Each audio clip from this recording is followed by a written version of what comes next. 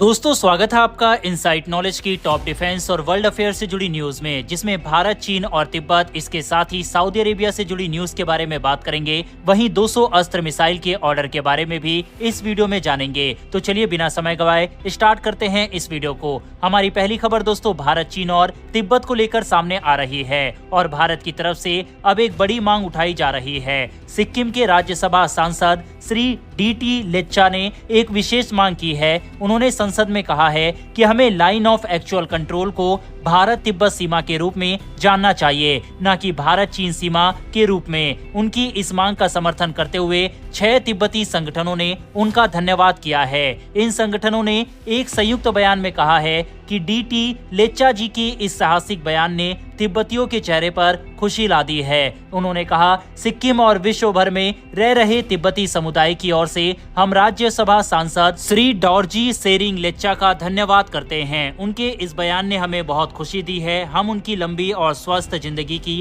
कामना करते हैं और उनके भविष्य के प्रयासों में सफलता की प्रार्थना करते हैं। वहीं आपको बता दें कि इस प्रेस रिलीज में तिब्बतन फ्रीडम मूवमेंट के president, regional Tibetan youth Congress Gangtok, regional Tibet women association, Domey association, Utsang association और डोकहम चूसी खेंड्रक, इन सभी संस्थाओं की तरफ से हस्ताक्षर भी किए गए हैं। जब से दोस्तों भारत में तीसरी बार मोदी सरकार आई है, तब से हम देख रहे हैं कि तिब्बत का मुद्दा जोर शोर से इस समय भारत के द्वारा उठाया जा रहा है। इस समय तिब्बत को लेकर न सिर्फ भारत की तरफ से बल्कि अमेरिका की तरफ से भी चीन के ऊपर प्रेशर क्रिएट करने की कोशिश की जा रही है। हमने हाल ही में देखा है कि किस तरह से अमेरिका की संसद में एक बिल भी तिब्बत को लेकर पेश किया गया था। इसके अलावा अमेरिका से ही एक काफी बड़ा डेलीगेशन भारत आया था, जो कि तिब्बत के धर्मगुरु दलाई लामा से भी मुलाकात करता है और तिब्बत के इशू को दुनिया भर में उठाने के लिए अमेरिका की प्रतिबद्धता को भी दोहराता है। इसके अलावा जिस तरह से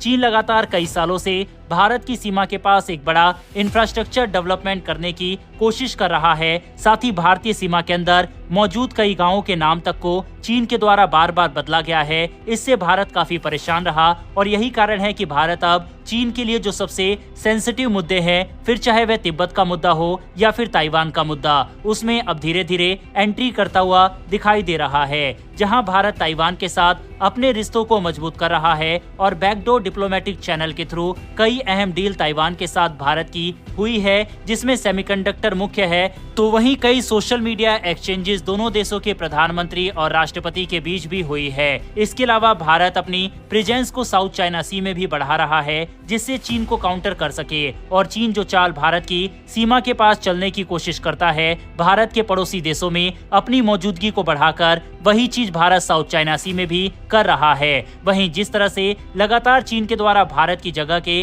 नाम बदले जा रहे हैं, इसके बदले भारत की तरफ से जैसा कि हमने देखा कि यहां आवाज उठाई जा रही है कि एलएसी सीमा को भारत चीन सीमा के बजाय भारत तिब्बतन बॉर्डर करार दे देना चाहिए। इससे पहले ये खबर भी सामने आई थी कि भारत तिब्बत की जगह का नाम भी बदलेगा और चीन के साथ टिट फॉर टैट नीति अपनाएगा। अब दोस्तों सवाल ये उठता है कि आखिर अरुणाचल प्रदेश को लेकर इतना ज्यादा चीन क्यों एक्टिव है और इस क्षेत्रों को क्यों अपना बताता है और इसको क्यों हथियाने की कोशिश वह करता है। तो इसके पीछे का जो मेन कारण है वह है साफ पानी। दुनिया में सबसे ज्यादा साफ पानी की झीलें रशिया में मौजूद है, वहीं चीन में साफ पानी की काफी कमी है। वहीं ब्रह्मपुत्र का 50% से ज्यादा हिस्सा चीन और तिब्बत में ही मौजूद है, लेकिन जो साफ पानी सबसे ज्यादा स्टोर होता है वह जाकर गिरता है अरुणाचल प्रदेश में। और यही कारण है कि अरुणाचल प्रदेश को लेकर चीन इतना आक्रामक हमेशा रहता है। लेकिन अब चीन को काउंटर करने के लिए भारत भी नई नई योजना बना रहा है। बहरहाल इस खबर के ऊपर अपनी राय कमेंट बॉक्स में लिखकर बताइएगा।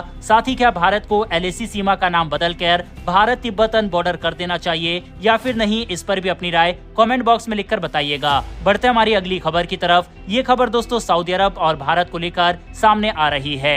पिछले कुछ सालों में भारत और सऊदी अरब के रिश्ते काफी ज्यादा मजबूत हुए हैं। इसके बावजूद कि भारत ने सऊदी अरब से जो पहले तेल की खरीद करता था, उतनी भारी क्वांटिटी में अब नहीं कर रहा। लेकिन इन सब के बावजूद भारत और सऊदी के रिश्ते मजबूत ही होते जा रहे हैं। हाल ही में एक खबर सामने आई थी कि सऊदी अरब भारत में $100 बिलियन इन्वेस्टमेंट करेगा। वहीं हाल ही में एक रिपोर्ट सामने आई जो बताती है कि भारत की यात्रा में काफी इजाफा हुआ है। खासकर खाड़ी देशों में। सऊदी अरब, संयुक्त अरब अमीरात, कुवैत, कतर और ओमान प्रमुख देश हैं। इस बढ़ते रुझान से पता चलता है कि भारत और इन खाड़ी देशों के बीच सांस्कृतिक और आर्थिक रिश्ते मजबूत है। वीगो, जो मिडिल ईस्ट और नॉर्थ अफ्रीका की सबसे बड़ी ट्रेवल मार्केट प्लेस है, उसने 2024 की पहली छमाही में भारत के लिए यात्रा की रुचि में बड़े इजाफे की जानकारी दी है। जनवरी से जून 2024 तक भारत के लिए इंटरनेशनल फ्लाइट्स की सर्च में 40.71% का सालाना इजाफा हुआ है। यह आंकड़ा पिछले साल के मुकाबले बहुत ज्यादा बढ़ गया है और 2019 के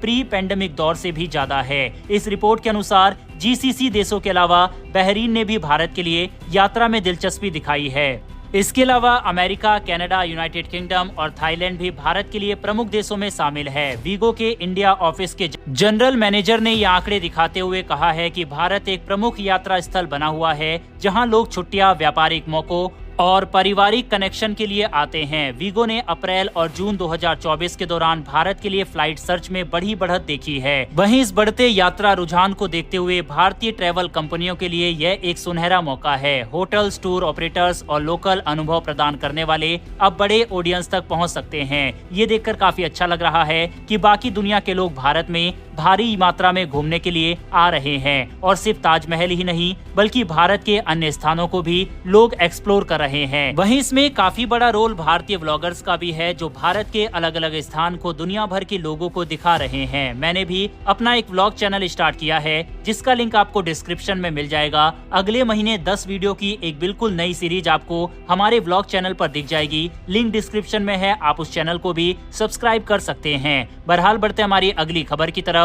ये खबर दोस्तों भारत की अस्त्र मिसाइल को लेकर सामने आ रही है। भारतीय वायुसेना ने सार्वजनिक क्षेत्र की कंपनी भारत डायनेमिक्स लिमिटेड को 200 अस्त्र मार्क 1 एयर टू एयर मिसाइलों के निर्माण की मंजूरी दे दी है। ये मिसाइलें रक्षा अनुसंधान और विकास संगठन यानी कि डीआरडीओ द्वारा विकसित की गई है। वहीं बीडीएल को इसके निर्माण का जिम्मा सौंपा गया है। हाल ही में वायुसेना के उप प्रमुख एयर मार्शल आशुतोष दीक्षित ने हैदराबाद का दौरा किया। वहां डीआरडीओ की रक्षा अनुसंधान और विकास प्रयोगशाला यानी डीआरडीएल की जांच की गई। इस परियोजना के लिए 2900 करोड़ रुपए का प्रोजेक्ट 2022-23 में मंजूर हुआ था और अब सभी परीक्षणों के बाद निर्माण की मंजूरी मिल गई है। अस्त्र मिसाइलों को रूस के SU-30 और भारत के स्वदेशी LCA तेजस फाइटर जेट में लगाया जाएगा। भारतीय वायुसेना स्वदेशी मिसाइल परियोजनाओं को काफी मदद कर रहा है और कई प्रोजेक्ट अब लगभग पूरे होने वाले हैं। डीआरडीओ और वायुसेना अस्त्र प्रोग्राम पर काम कर रहा है और अब मार्क 2 के 130 किलोमीटर रेंज की टेस्टिंग की योजना है। आपको बता दें, भारत की यह Astra missile air to air combat में एक गेम चेंजिंग हथियार है। यही कारण है कि एक मैसिव ऑर्डर को मंजूरी दी गई है। बढ़ते हमारी आज की अंतिम खबर की तरफ, जो कि चीन को लेकर सामने आ रही है, जहां पर उसके खराब क्वालिटी के सामानों की वजह से एक बड़ा सेटबैक चीन को देखना पड़ रहा है। पिछले 10 सालों में चीन के हथियार निर्यात में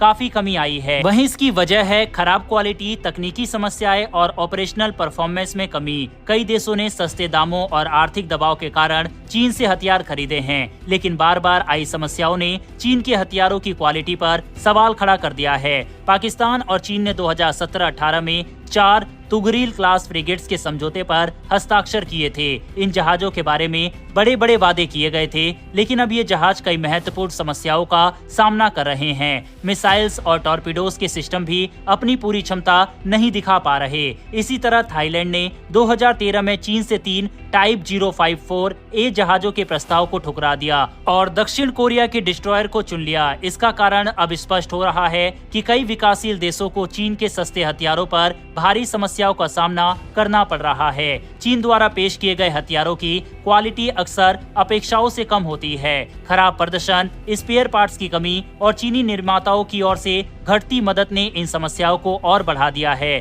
तामझाम से पेश किए गए इन हथियारों की क्षमता तेजी से गिर जाती है। हाल ही में संयुक्त अरब अमीरात ने खराब प्रदर्शन के कारण चीन के विंग लॉन्ग सेकंड ड्रोन लौटाए हैं और अब तुर्की के बैरक्टर TB2 ड्रोन खरीदने की योजना बना रहे हैं। नाइजीरिया ने भी चीनी VT4 टैंक और अन्य उपकरणों पर निर्भरता जताई है, लेकिन विमान स्पेयर पार्ट्स की फैक्ट्री अब तक शुरू नहीं हो पाई है। म्यांमार ने भी चीनी F7 और JF-17 विमान खरीदे थे, लेकिन इन विमानों में उपकरणों की विफलता और अतिरिक्त चार्ज के कारण कई दुर्घटनाएं हुई है। चीन के हथियार निर्यात की गुणवत्ता में गंभीर कमी देखी जा रही रही है। स्टॉकहोम इंटरनेशनल पीस रिसर्च यानी कि सिपरी के अनुसार 2016 से 2020 के बीच चीन के निर्यात में 7.8% की कमी आई है। जिन देशों ने चीन के हथियारों में निवेश किया है उन्हें अब इन समस्याओं से जूझना पड़ रहा है और वे भी संतुष्ट नहीं है। कुल मिलाकर ये रिपोर्ट भारत के लिए एक अपॉर्चुनिटी है कि भारतीय कंपनियां जो प्राइवेट और सरकारी कंपनियां हैं जो कि अच्छा कर रही है वह चीन के मार्केट को कैप्चर कर सकती है। बहरहाल इस रिपोर्ट के ऊपर आपकी क्या राय है कमेंट बॉक्स में लिखकर बताइएगा।